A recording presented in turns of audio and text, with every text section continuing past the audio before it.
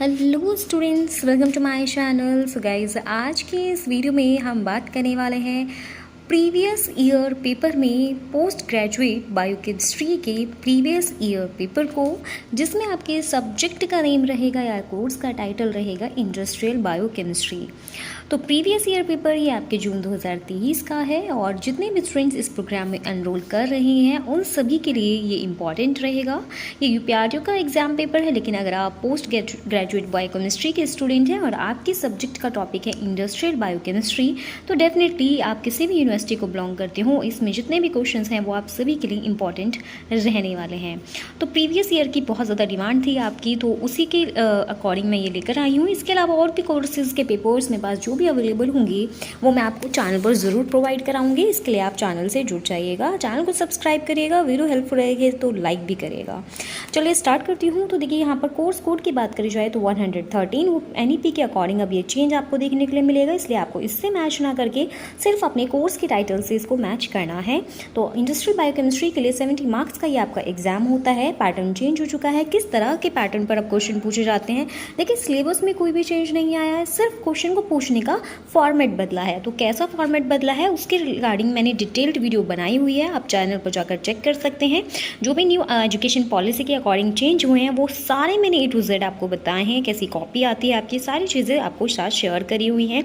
इन exams में आप कैसे अच्छा स्कोर कर सकते हैं इसके बारे में भी मैंने डिटेल वीडियो आपको दे दिया है, चैनल पर ज़रूर देख लीजिएगा। डेफिनेटली आपके लिए अच्छी रहेगी, आपको अच्छा स्कोर कराने में बहुत हेल्प करेगी। तो चलिए, अब विदाउट एक्स्ट्रा टाइम लिए मैं आपको स्टार्ट करती हूँ। देखिए, अब चेंज क्या हुआ है कि जैसे 16 मार्क का एक क्वेश्चन पूछा जाता था जो कि बहुत ज़्यादा लेंथी हो जाता था बच्चों को इसको आंसर करना, तो अब इन क्वेश्चन को चेंज करके 10 और ये आपके 8 नंबर में या 4 नंबर में इस तरह से पैटर्न के अंदर क्वेश्चन पूछे जा रहे हैं, जो कि एक पॉजिटिव चीज़ है आप सभी के लिए।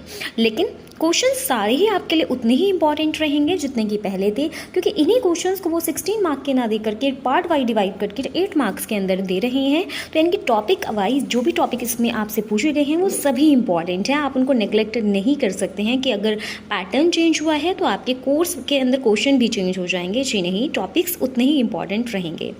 तो चलिए, यहाँ से फर्स्ट क्वेश्चन जो आपसे पूछा गया था वो था, discuss the industrial production of any one with help of diagram. Diagram की हेल्प से आपको इंडस्ट्रियल प्रोडक्शन के बारे में डिस्कस करना था।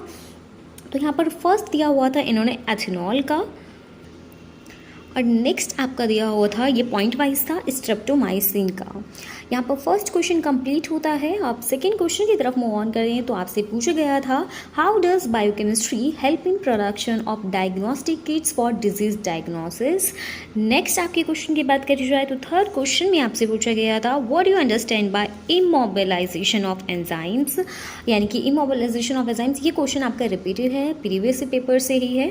Discuss any two important method of enzyme immobilization with their advantages and disadvantages. Fourth question आपसे long में पूछा गया था, describe the various parameters that you need to control for the successful operation of bioreactor. आपको वो सभी parameters को बारे में डिस्क्राइब करना है जो कि ऑपरेशन ऑफ बायो रिएक्टर्स के अंदर कंट्रोल करने के लिए यूज़ होते हैं या फिर ज़रूरत होती है। फिफ्थ क्वेश्चन आपसे पूछा गया था, describe the role of enzymes in food industry by giving suitable examples. Again ये आपका रिपीटेड क्वेश्चन है और ये आपके असाइनमेंट्स में भी एक बार आ चुका है।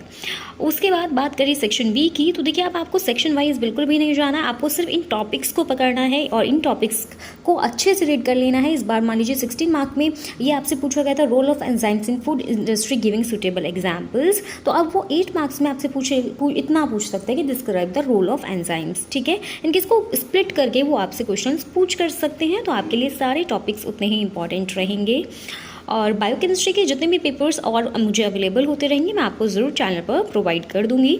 चलिए, नेक्स्ट क्वेश्चन था, briefly describe the sterilization process of food products. Next चलते हैं।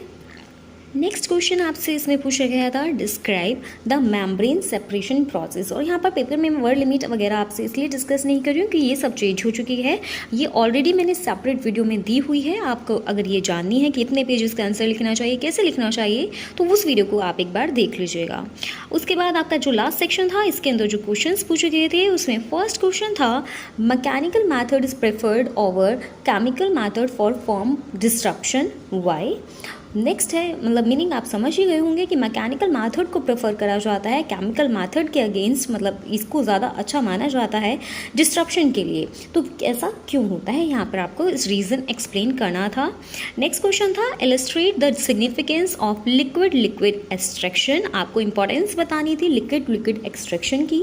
लास्ट क्वेश्चन आपके पेपर में पूछा गया था discuss briefly the fermentation process of citric acid. और इस तरह से आपका एक पेपर कंप्लीट होता है। ये सभी क्वेश्चंस, इन सभी टॉपिक्स को आप डिटेल में अच्छे से प्रिपेयर कर लीजिएगा। डायरेक्ट सेम क्वेश्चन ना पूछा जाए, लेकिन इन्हीं टॉपिक से रिलेटेड क्वेश्चन पूछे जाने के चांसेस आपके एग्जाम में पूरे रहेंगे। सो गाइस, ये थी वीडियो। आपको कोई और पेपर चाहिए, कोई सजेशन चाहिए, कमेंट्स में पूछिएगा। मिलती हूँ आपसे ऐसे इंपॉर्टेंट वीडियो के साथ। Bye bye.